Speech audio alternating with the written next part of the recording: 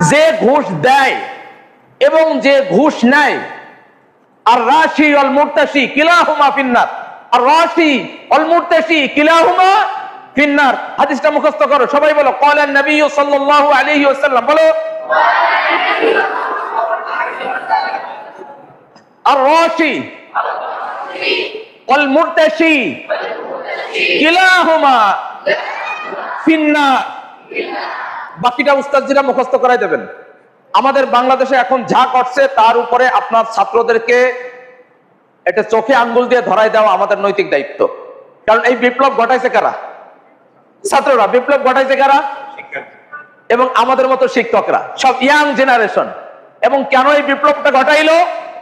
এই বিপ্লব ঘটানোর পিছনে মাহফুজ স্যার সবচেয়ে বড় যে কারণ, সেটা হলো আমাদের দেশে ছোট্ট একটা চাকরি নিতে গেলেও ঘুষ দিতে হয়।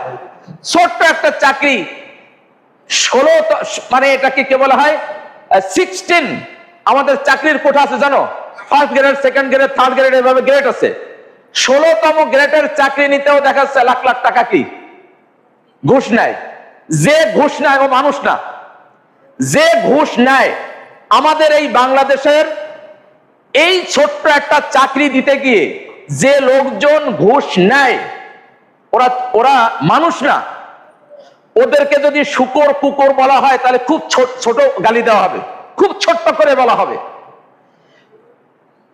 মানে শুকর আছে না, শুকর ওই ব্যক্তি থেকে শুকর অনেক ভালো। কুকুর আছে না, কুকুর। যে ব্যক্তি ঘুষ নেয় সেই ব্যক্তি থেকে শুকর এবং কুকুর অনেক ভালো। বুঝতে পেরেছ? অনেক হার্ড ভাবে বলছি, এটাই বলতে হবে। কারণ একটা গরিব মানুষ থেকে তুমি ঘুষ নিচ্ছ, তুমি এই মানুষটার সারা জীবনকে ঘুষের মধ্যে ফেলানোর জন্য, দুর্নীতি ফেলানোর জন্য তুমি সর্বপ্রথম দায়ী। কারণ ও ছোট্ট একটা চাকরি নেওয়ার জন্য 5 লাখ 10 লাখ টাকা ঘুষ দিল। এখন এই টাকা উঠাবে কিভাবে? সরকার থেকে যে টাকাটা পাবে প্রত্যেক মাসে স্যালারি, সেটা দিয়ে তো তার সংসারই চলবে না। এখন ও চাকরিটা নেওয়ার পরেই নিয়ত করে ফেলায় যে আমার প্রথম দিন থেকে কি করতে হবে, এই টাকা উঠাইতে হবে।